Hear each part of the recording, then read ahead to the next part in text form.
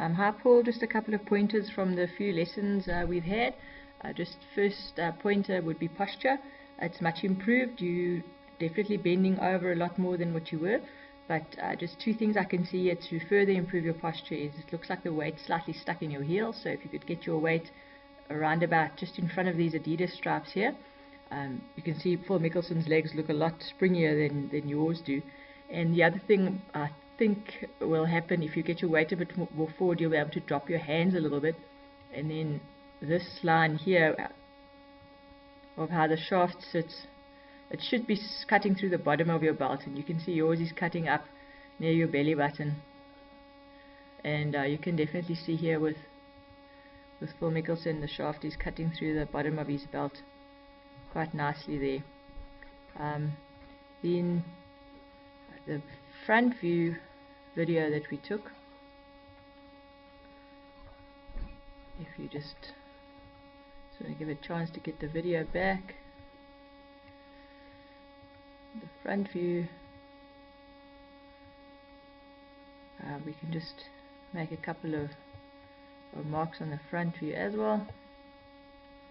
Okay, so the other thing we worked on was just trying to get your hands closer together so they work more as a unit. So you can see here Ernie's hands are a lot closer to yours, so even though your grip is correct, your hands are spread too far apart, and it will make a difference with the long shots and the short shots, even especially the short shots. You'll be able to feel the club head a little bit better if your hands are closer together. And then the thing we worked on most in as far as your swing was concerned, is to rotate, to turn and to turn. So you're turning on the backswing, you're not turning those hips at all. So this hip's never going into internal rotation, it's staying in external rotation. So that knee needs to move a little bit more here. As you can see, Ernie's belt buckle's turned and his knees come in quite a bit, whereas you've really not rotating. So the lack of rotation in the lower body is causing your upper body not to turn either, and that's why your swing comes out quite short. Your next move on the downswing is excellent though. Your downswing, you get your knees nicely open here, which in turn turns your hips. So this is a great move. If you could just get a little bit of rotation going on the backswing, then this move over here will give you a nice distance and direction control.